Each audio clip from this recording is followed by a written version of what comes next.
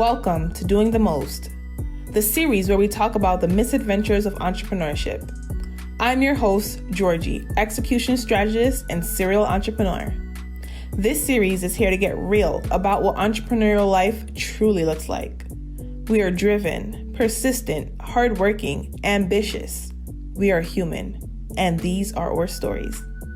Welcome back to another episode of Doing the Most, the misadventures of entrepreneurship. Today, our guest is Susan, and she is an entrepreneur that focuses on impact and creating your vision and getting clarity around what you want to do in business. She's worked with many other startups and entrepreneurs in incubators, doing speaking, and has been known all around the world as a high impact entrepreneur speaker. So Susan, can you tell us a little bit more about what kind of brought you to that point, a little bit about your background? Yes, absolutely. So I think I am the world's most reluctant entrepreneur. Had absolutely no desire to own my own business whatsoever. I was often inspired by Mike Bloomberg, who just dropped out of the presidential race today. Really? I didn't yes. even hear that news. Wow. Yes, he's out with all that cash. He is out. And many people have asked him, so what made you become an entrepreneur? And he said it was 2 words: you're fired. And so my dad was an entrepreneur, but he was not successful. And so watching him kind of grind every day and never really make the progress that he had hoped, he supported a family, but it never really achieved, anything beyond a one-man shop. And so I was turned off to the process of entrepreneurship. My entrepreneurial journey started personally on 9/11 when I was working at a PR agency, and our biggest client happened to be in the plane that hit the World Trade Center. Oh my goodness. He happened to be my boss's best friend. They had served in the army together. His friend was a technologist who founded a company called Akamai Technologies, one of the backbone technologies of the internet. And my boss was his friend and helped him put him on the PR and marketing map. And the company became the 4th largest IPO in Wall Street history. Wow. Well, after that day, my boss decided he didn't want to do PR anymore. And about 9 months later, closed the agency. And he came to me and said, "Would you like to buy the agency from me?" And I said, "How much?" And he said, $1 million. Wow. And I said, "Well, that's a great number, but my paycheck is missing a couple of digits if we really want to make that happen." And he said to me, "Don't worry about it. Just pay me $100,000 a year for the next 10 years. Easy math. And I said, "I can't keep a boyfriend around for 3 months. How am I going to keep you in my life at a price tag of $100,000 for the next 10 years? So I declined, and he closed the agency. I called all my clients and said, "What do you want to do?" He's shutting down the agency. And they said, "Why don't you open your own agency and we'll follow you?" And with that, I started my agency in my 5th floor walk-up apartment. I hired my intern and I gave her a vice president title. She was smarter than me anyway. She had joint degrees in electrical engineering and opera from Yale. And she was brilliant. She was absolutely brilliant. She left the fabulous world of PR and became a doctor. So if that gives you any indication, girl's got skills. She knew what she was doing. That's right. So with that, I started my business and I had 3 clients and I was profitable from day one. So I know that this is not how most businesses get started. And I feel incredibly grateful for the head start I got to have clients who enjoyed and respected me and my work. But that didn't make it any easier to go through the process of doing this, of becoming an entrepreneur. So with that was in 2002. And I have been running Emerging Media, which began as a PR marketing and branding agency from the beginning, specifically for tech companies and entrepreneurs, 85% of which were not from the United States, helping them to make their mark on the US market. And we helped about 10 companies to get acquired and achieve that hockey stick level growth over the course of the agency. But I would say, when we were talking ahead of time about the challenges, it wasn't all easy. That same day, September 11th was a pivotal point in my world, because on September 12th, I got a call from a boy that I had a crush on when I was in college. And he had no idea that I was alive when we were in college. But we got reconnected somehow through my best friend in high school. And I got a call on September 12th from that boy who said, "Are you alive?" Wow. And I said, "Who is this?" And said, "Yes, I am still alive." And so we began a conversation that day that 1 month later turned into our first date. And 5 years later turned into my spouse. Wow. And that man, about 9 months after me starting my business, said, "I think I could really help your business. I'm an operations and a sales guru. Do you need someone like that on staff?" And at this point, it was me and my intern. And I said, "I don't have anything to pay you with. I can start you at a $30,000 a year salary." He was earning about $150,000 plus commission. And he said, "I'll take that number." And 5 years later, we were married. Wow. So that was September 11th was a very pivotal day for so many people around the world, and particular for me in my entrepreneurial journey, my life journey, really. And, but it wasn't all easy. Certainly when you work with your spouse, you find all different kinds of exciting challenges and you take them all home with you. Yeah. They just never leave. It's just, oh, this is always a problem. Yes, but the celebration of the good times together is better than anything you can imagine with a regular coworker. That celebration goes with you too, and it spreads to your children, and they get to see the excitement of a job well done. Yeah, I love that. And this story just keeps on getting more and more, again, like you said, there's ups and then there's downs. And I want to talk, step a little bit back and talk about what was the fear inside of you that said, I'm not going to pursue this, the company. Because if, the owner, right, you guys wouldn't you have been able to like keep the same customers that he already had? Or like, what was scary about taking that on? Was it the father, your dad, having the experience as not such a successful entrepreneur, you didn't know if you could do it? Like, what was that you said no, even when he did break it down into a deal of $100,000 a year, and you knew that the company already made way more than that from when he was running it? What was that fear? So there are a couple of things. So ideologically, right, my philosophical bent was really lefty. Like, I was not a big rah-rah capitalist. Like, that was not my persuasion at all. And in fact, I was in college, I would have put myself on the radical spectrum. And I studied abroad in Central America to study really anthropology, I'm an anthropologist by training. And I went to the University of Costa Rica and I studied anthropology and liberation theology, which is the combination of Catholicism and communism together. And I was so entranced with the struggles, the civil rights struggles, the humanitarian struggles that were going on in Nicaragua and El Salvador at the time, that I actually hitchhiked with two friends to Nicaragua to take up arms with the Sandinistas. What? To fight the good fight. Yes, I did. That was 1989. And who are you, Susan? You didn't know what you were getting today, Georgie. So I really was involved in these movements for democracy and for freedom for people.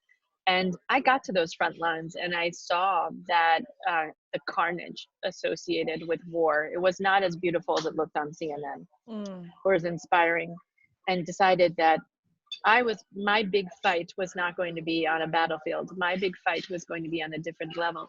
So I actually came back to the United States and I got very involved in public health. So my first 10 years out of college were all about public health. And after coming back and working at Sloan Kettering with breast cancer patients, I then left for Thailand.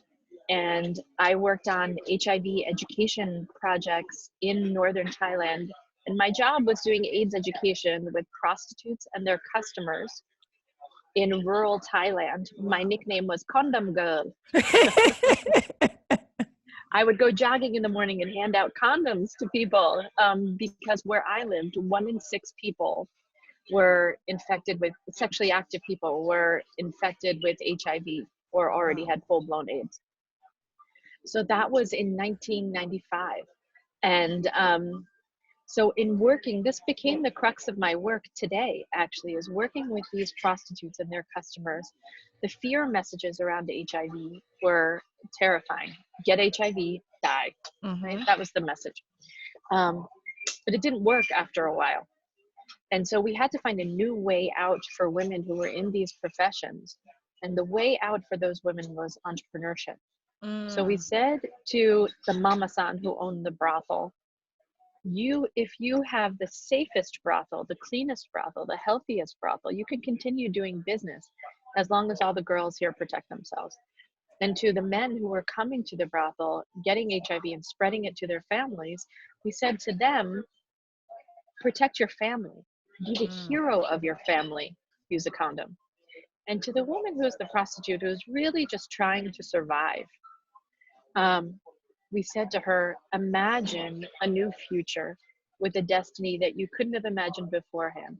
And we trained women who didn't want to be prostitutes anymore to become entrepreneurs, to become business owners, to determine their own destiny. Wow. And that was the shift of teaching women. Like, I'm a girl from the Bronx, right? And I'm teaching chicken raising, pig raising, duck raising, handicrafts, computer skills. Like, these are the things that the nonprofit organization I worked for was teaching these former prostitutes.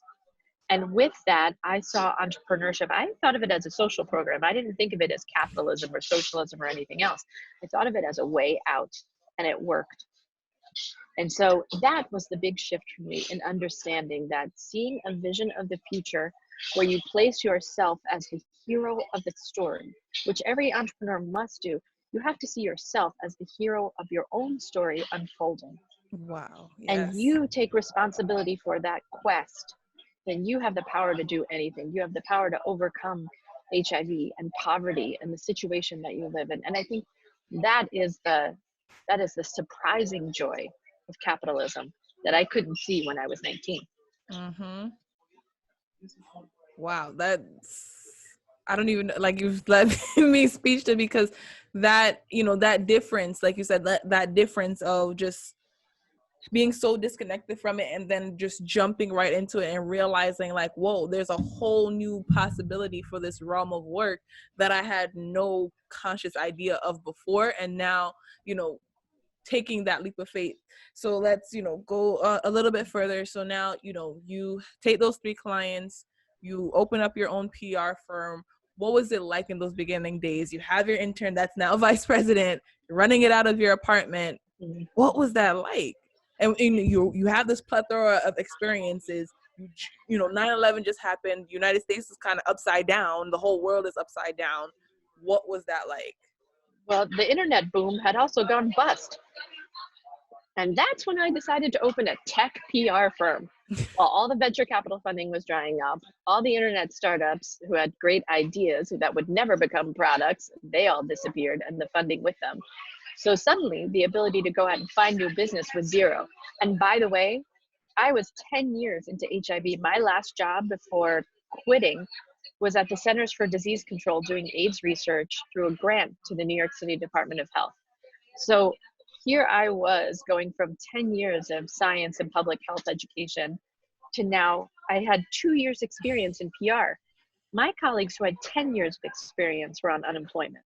Wow. So first of all, I was terrified. Imposter syndrome? I was the imposter. I pretended like I knew what I was doing. It's not to say that I didn't. I just didn't have 10 years of experience to back me up to feel comfortable like I would know stuff. So I taught myself everything I could, right? And I relied on the expertise of mentors and other people around me who could guide me. And so never underestimate the value of that mentor network. I was very grateful to have a supportive partner. You want to talk about testing a relationship early on? Start a startup. And then invite him 9 months later to join you. You should have seen my apartment. I hung up these pros and cons lists all over the apartment, and we were dating, right? So he would come over and say, what's on the pro and cons list today? I'm like, well, I'm debating whether or not to allow you to join the company. He said, what does that say on the cons list? And I said, never have sex again. And he was like, Oh, I don't like that. And he scribbled that out. But these were some of the decisions about bringing your boyfriend into your business, right? But so from the beginning, it was terrifying. And I will say, there were sometimes days I didn't leave my apartment because I was so afraid that a reporter would call me back and I would miss the call. Or I was preparing and over preparing and triple preparing because I was just a woman on my own with her startup. And I didn't know if I could do it without the 15 other people around me who were supporting me in the agency. I also took on every role, right? Because it was just me and the intern. So suddenly you're the bookkeeper, you're the president, you're the strategy maker, you're the doer, we used my bed as a conference table. It was my first business write-off was my bed. And we would sit on it and have conference calls because I didn't even have a kitchen table. So that's where the conference calls would take place. That's right. So when my now husband, then boyfriend came on board, he put all the operational processes in place that allowed us to function as a business. And I really didn't know how to do that. If I had to do it all over again, learning those processes and respecting them. I thought I was this creative, fly by the seat of my pants person. And that's what got me through in the agency because I didn't see the operations that were supporting me. Mm-hmm. When you suddenly lose those, you're like, wow. So those two, it's like chocolate and peanut butter. You need the great creativity and the fantastic operations to go together. That said, it wasn't all easy. One day can change the life of your business. Totally. And I can still remember it was 2006. We had just bought a house. We had hit $1 million in revenue. Wow. We got married. And we were on day 10 of our honeymoon in Greece. My husband and I were sitting in a hot tub. It was a beautiful night, drinking champagne. And we got a call from the office. And one of our coworkers said, George Bush just passed a piece of legislation that made it illegal for offshore gaming companies to do business with US banks. At that time, 70% of our business was in the online gaming sector. And we lost 70% of our business in one day. Wow. At that point, the phone just kept ringing of clients calling and saying, I'm so sorry, we're out. I'm so sorry, we're out. And call after call, we just got poorer and poorer after we just bought a house and paid for a wedding. And I can still remember the waitress coming over to the hot tub and saying, more champagne? Nope. And we said, bring us a bottle of tequila and don't come back.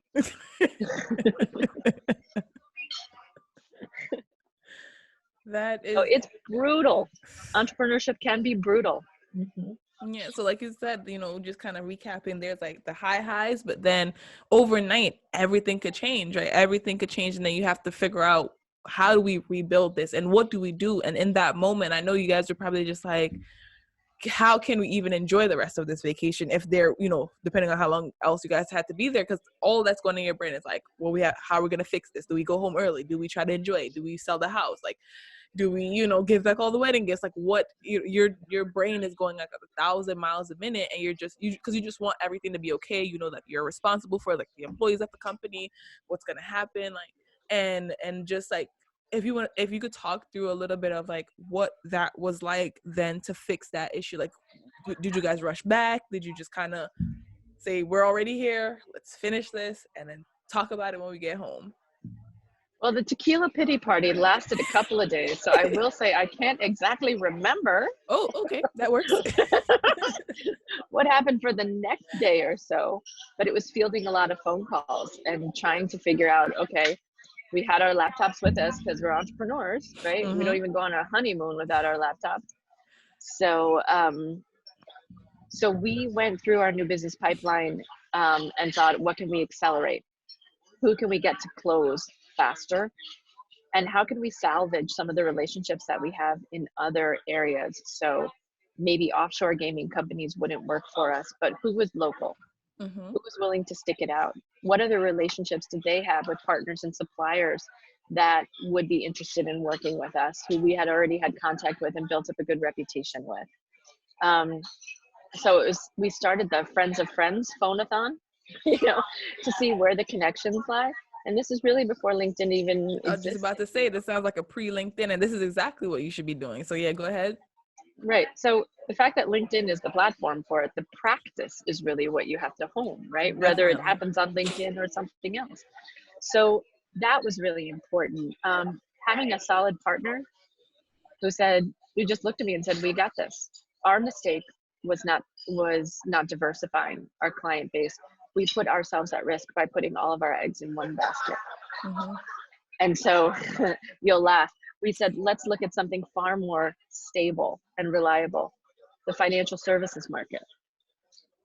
So that was 2006. Guess what happened in 2008 and 2009? A lovely crash. Right. But not before we upgraded to the bigger office, built our staff up from 4 to 15, Oh, subletted half of our space to another social media company because we were so confident in our ability to build it back up again, which we were doing until the market crashed. So, this we had a tough time and then we rebuilt it. It's an endless roller coaster because you cannot control all the variables. You just get smarter so that the chasms don't become so big over and over again. You do a little bit of less risk taking each time, and then you achieve some kind of equilibrium, but it's never static. Someone told me once, if everything is steady, the life of an entrepreneur flatlines, it dies. The nature of entrepreneurship is love dub, love dub, love dub, just like the heart. mm-hmm. So if you don't see those lines going up and down, Something's something ain't wrong. right.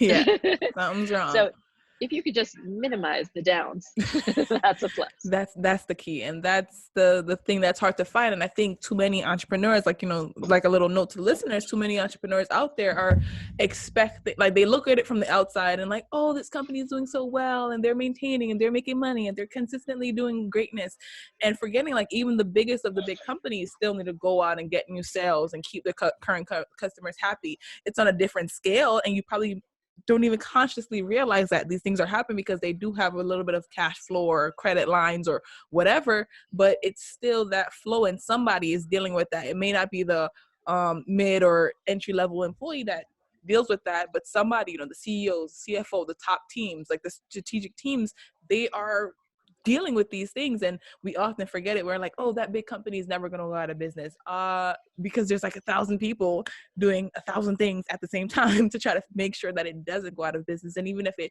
started hitting you, you won't feel it trickle down until a little bit later, but it's still the potential, right? Google could shut down tomorrow, which is a real thing that we often forget. They do have like a lot of support and like built some consistency and like global partnerships and offices, but it's real. And we saw that, with WeWork, right? WeWork, the craziness that's happening with them, nobody would have guessed that, and now they're trying to save their butts and they're doing commercials, like TV commercials for like they're rebranding and trying to save everything because so many jobs are responsible. And I did see a lot of job cuts, but 2 years ago, not even a year ago, this was not even on our radars. And now a lot of our colleagues and friends and things that we used to do with this space and this company that we thought was just so, oh my God, perfect, everything is good. It wasn't good. And it was a series of events and how the founders and co-founders and that executive teams responded to these events that then hit and impacted the bigger sense of the company and then the employees. So I'm grateful for you sharing that. Yeah, go ahead. And it's a reminder too, the average company on the Fortune 500 60 years ago lasted 30 years on the Fortune 500. Today that they last 16 years. So half. So that which you think is forever is not. Yep. And by the way, as it should be, right? The speed of innovation is taking place at a pace that is unrecognizable to our forefathers. And we are living, in a state of flux. Things are changing so fast that the best advice to a young company is to stay nimble and alert. It's not to leave your strategic plan, but to be aware of what's going on around you. And frankly, the skill sets that are, being created at universities and so forth aren't keeping pace with the market demands. So there are amazing platforms out there like freelancer.com, for example. 40 million people on Freelancer. If you want to start a life as an entrepreneur, take a small side hustle with just a little job that you could pick up on freelancer.com, right? 40 million people around the world are on this platform. but you could find people, you could find jobs to test out, to see like, oh, wow, can I get this done? Can I do it? Could I work with a big company? What would that be like? Or post a job that you need filled with a capability that you don't have, like VR or AI or blockchain, or some of the things that maybe you want to experiment with that you haven't tried yet. Dip your toe in the water just to give it a try. Yep. See if you could get a ton of data produced online from somebody else rather than you having to do it all yourself. And then go, I love how you did that for me. Thank you. Teach me. I love reverse mentorships. My son is graduating from university this year. He is a video game developer. Hashtag looking for a job. So if anybody needs an intern out there for a video game company, I got one for you. But talking to him about what skill sets he's gotten and where he needs to fill in, he's going to teach himself all that stuff online. So never stop learning. That is truly the key, because just that mentality alone is what's going to bring you to success, because there's always going to be something new to learn, and like recognizing that you don't know it all, even if you're coming across a piece of content that might seem similar. Oh, I've done this before. And I think that's where so many people, fall short. Oh, I've done this before. I know exactly all about this thing.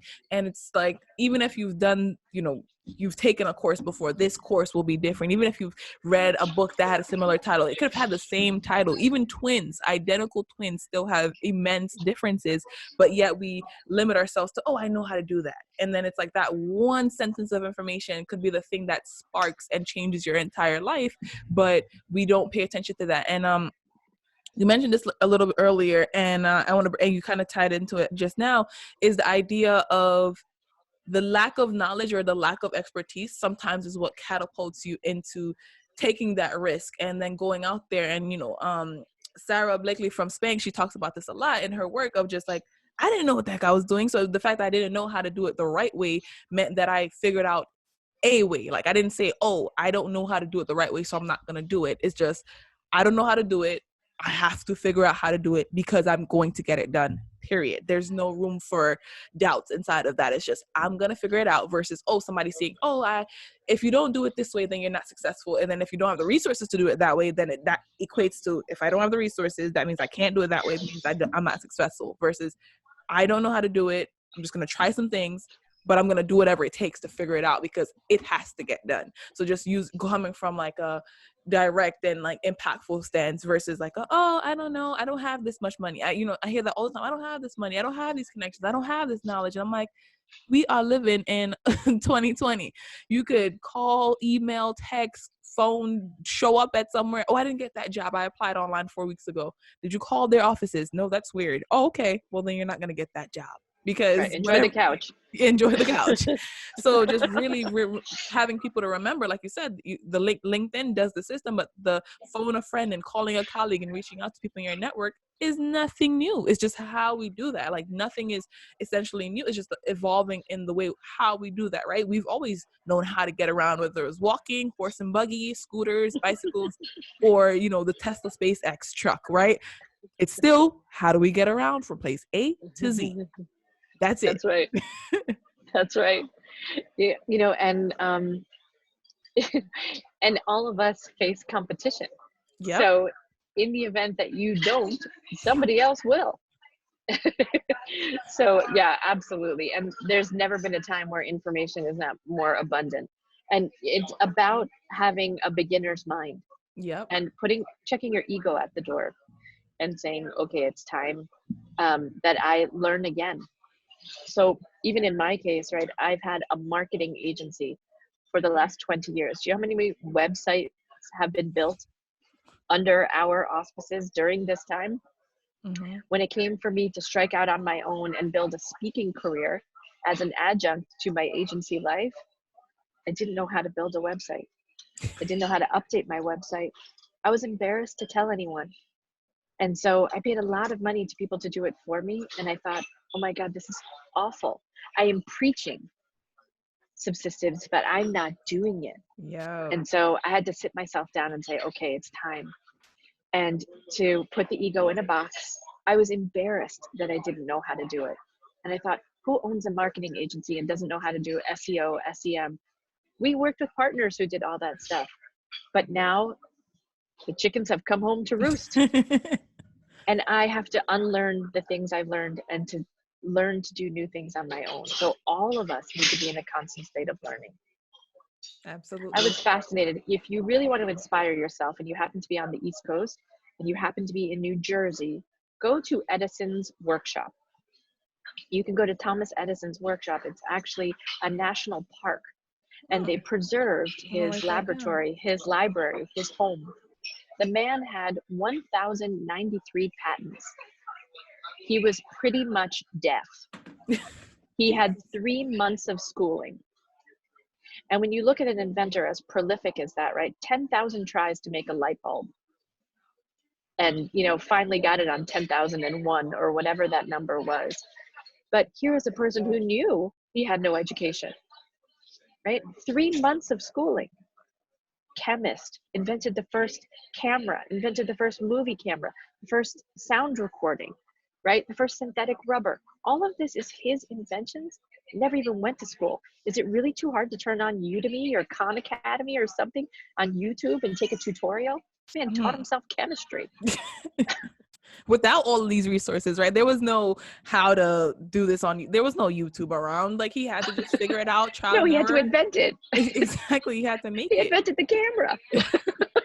And that's all they're selling us these days. Like, we don't have new phones. Like, we stopped buying phones like at least 10, 15 years ago. We're just buying new cameras. Like, you see the commercials. Georgie, tell me this. Why do we call this thing a phone?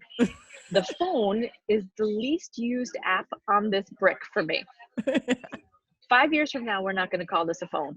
Nope. Because the only person I'm calling on this is my mother. Because that's the only person that understands it now. You know, this is a camera. I buy cameras every couple years. Like, that's, you know, that's what's in the commercial. Look at all these beautiful photos you could take. This pixels, and you're buying cameras. That's it. That's right. You're buying cameras. Right.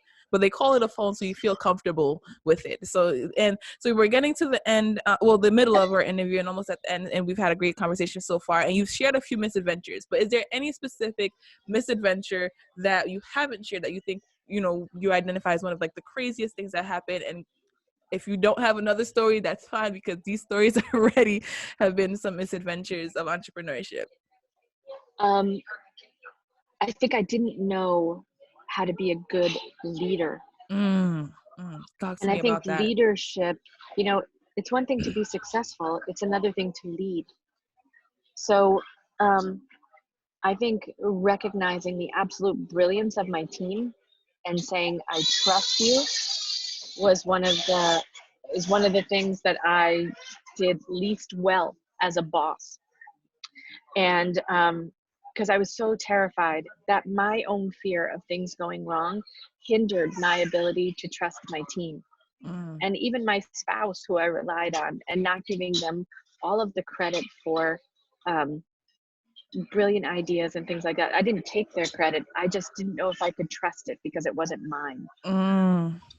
And looking back on it now, and I think about some of the brilliant people who walked through my door, if I could do it again, I would find a way to create more structures of trust and input, and to take myself out of the equation, because it was never about me. It was about the work. And so it's the leadership lesson. I wish I would have delved more into becoming a better leader so that my company would have been a better place. Awesome. Thank you so much for sharing that. And the baby in the background reminded me to bring this up. So guys who are listening, right? Susan is on the go, and that's what entrepreneurship is about, right? She had this interview and she showed up and committed, but she's on the go. She's at a diner right now, but that's what it takes. You're not going to always be in one specific place. You're not going to always have, you know, your mic and sound and hookups and all the things that you need. But the key is to showing up and taking advantage and claiming the opportunity and doing your best within the capacity that you have, right? Don't feel, I don't have this outfit, I don't have this setup, I don't have this. Like, there's so many people that are in their heads too often about what perfect looks like or what good looks like.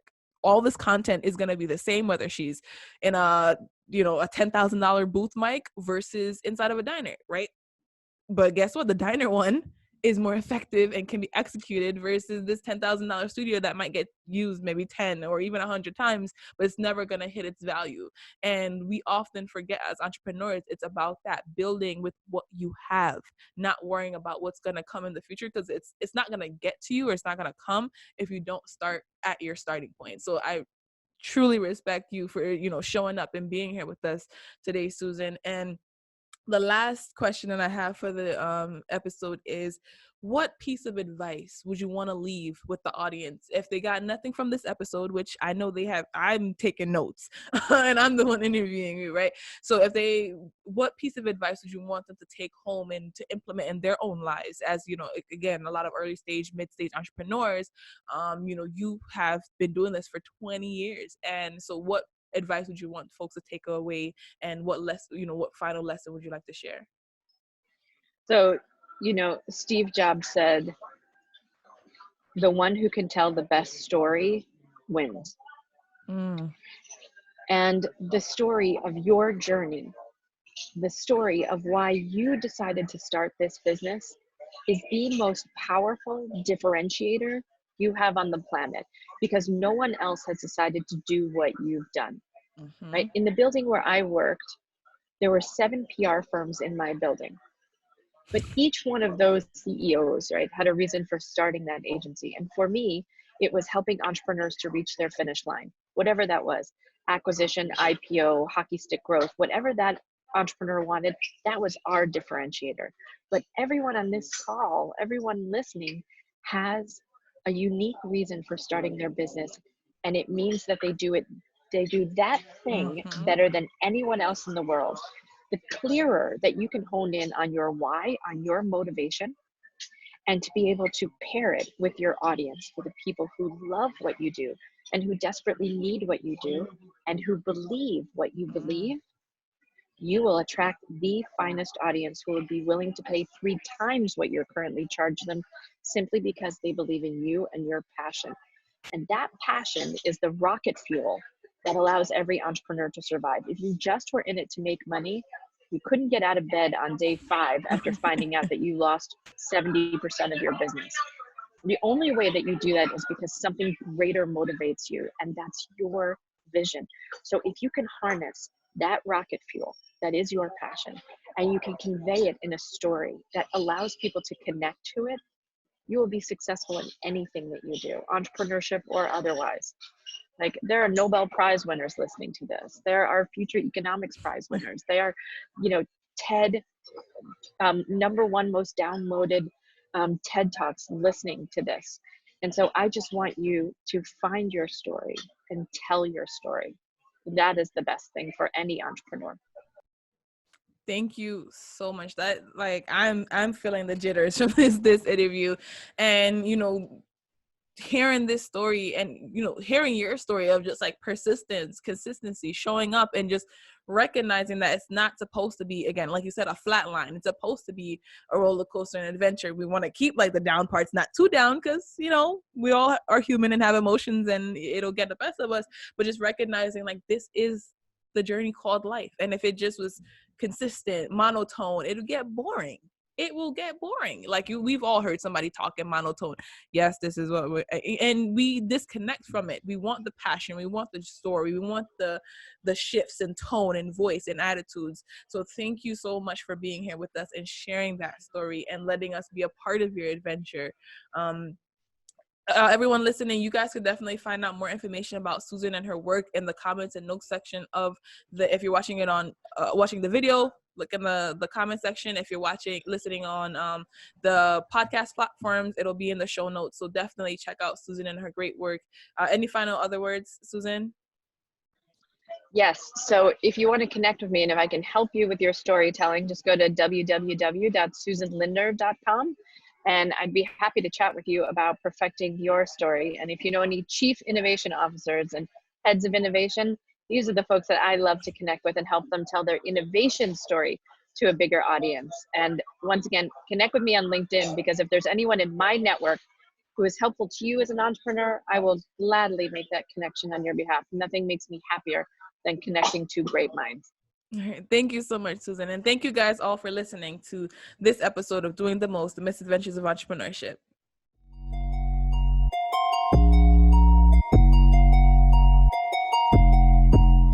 Thank you for tuning in to this week's episode of Doing the Most. Catch us here next week, same time, same place. If you can't wait, head on over to doingthemost.xyz to stay connected. Until next time, keep on doing.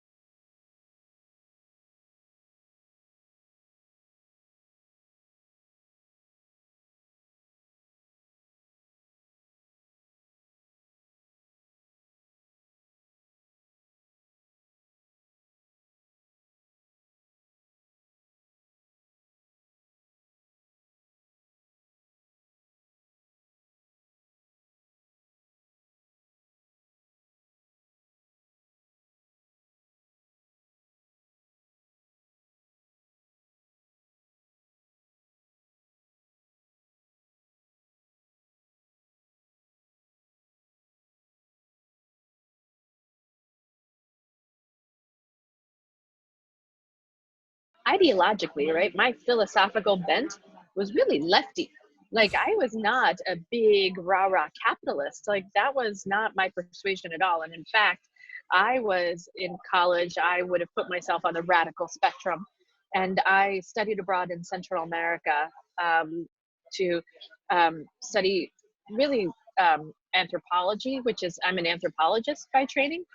And I went to the University of Costa Rica and I studied anthropology and liberation theology, which is the combination of Catholicism and communism together. And I was so entranced with the struggles, the civil rights struggles, the humanitarian struggles that were going on in Nicaragua and El Salvador at the time, that I actually hitchhiked with two friends to Nicaragua to take up arms with the Sandinistas. What?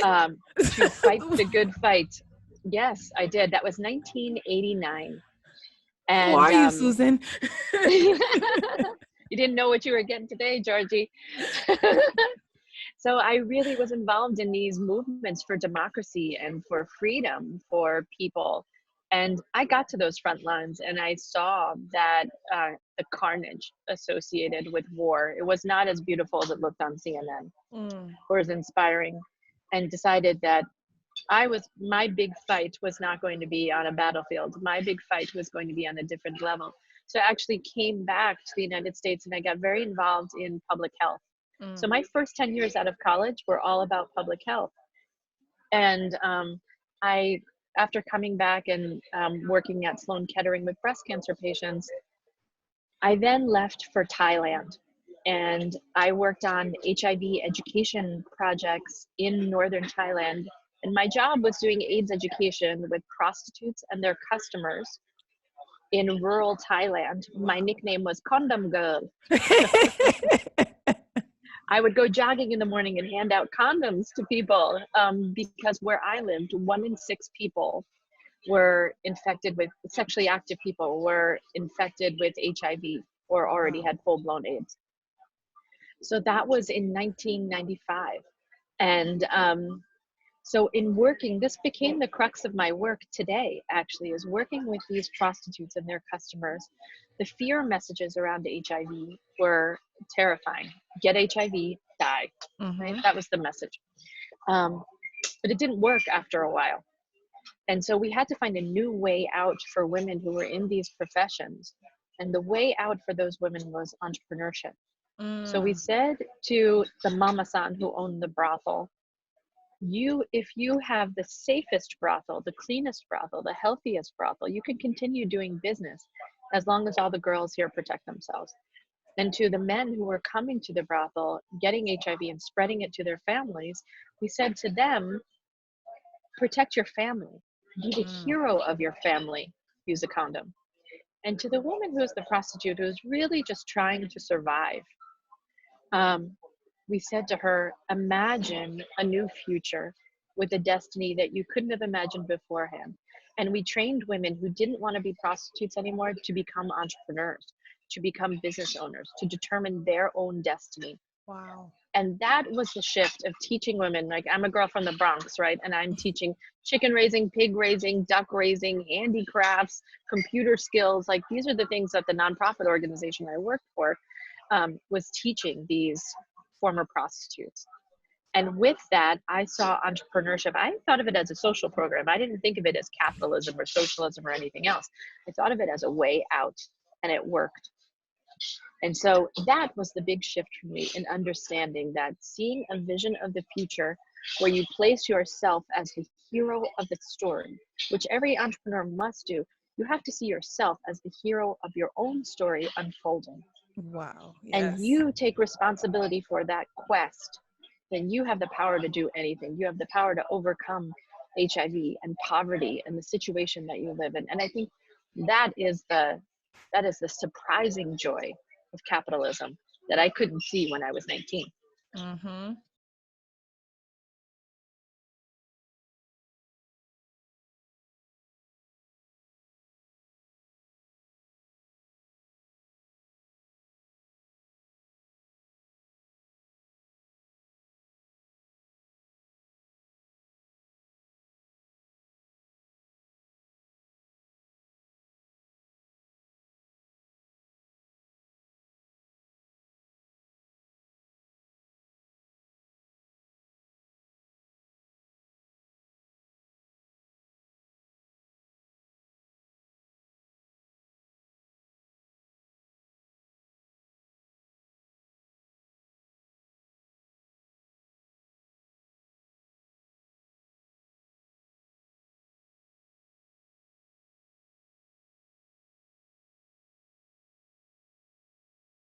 I think I didn't know how to be a good leader. Talk to And me I think about that. leadership, it's one thing to be successful, it's another thing to lead. So I think recognizing the absolute brilliance of my team and saying, I trust you, was one of the things that I did least well as a boss. And because I was so terrified that my own fear of things going wrong hindered my ability to trust my team. And even my spouse, who I relied on, and not giving them all of the credit for brilliant ideas and things like that. I didn't take their credit. I just didn't know if I could trust it because it wasn't mine. And looking back on it now, and I think about some of the brilliant people who walked through my door, if I could do it again, I would find a way to create more structures of trust and input, and to take myself out of the equation, because it was never about me. It was about the work. And so it's the leadership lesson. I wish I would have delved more into becoming a better leader so that my company would have been a better place.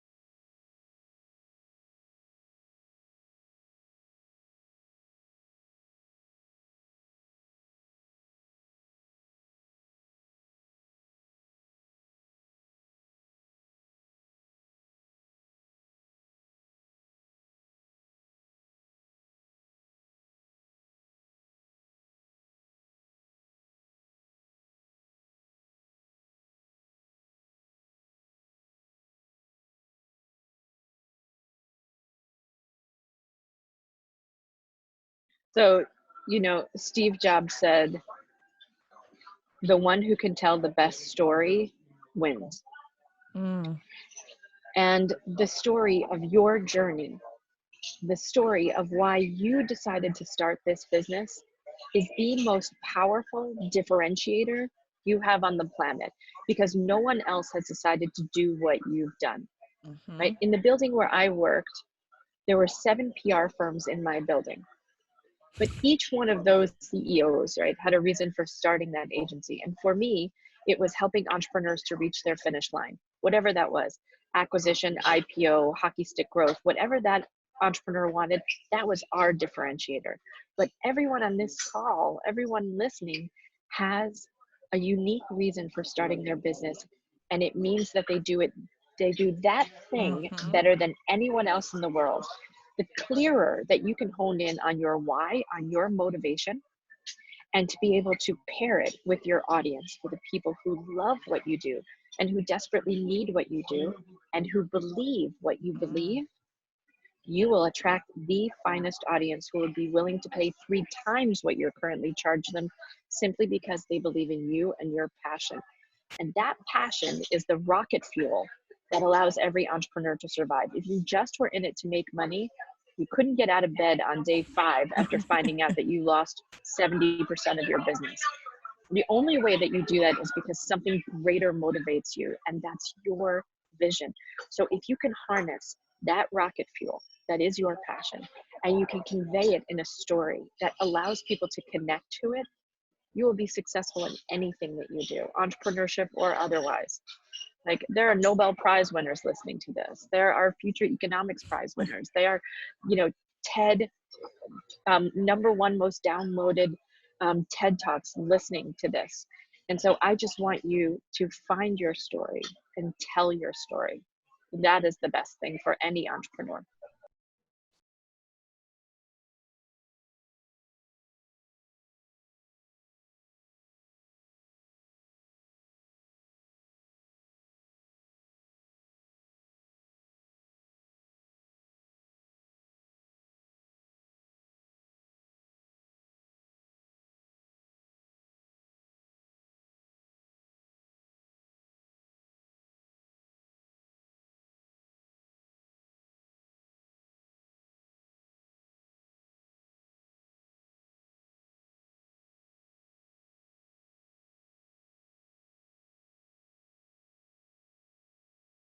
That was great. I was like reading up on you a little bit. Some of those stories were not out there on the webs, interwebs, and I'm just like, what? You did what? Who? Where? And I think that's like the important part, right? Because it's so weird, right? It's the same mentality of when people want free. It's like they want free, but then like you offer a free event or a free thing, and then like nobody shows up because it's like they don't value. And then you put like a $10,000 price tag. Ooh, I want it, and then you limit it to like 10.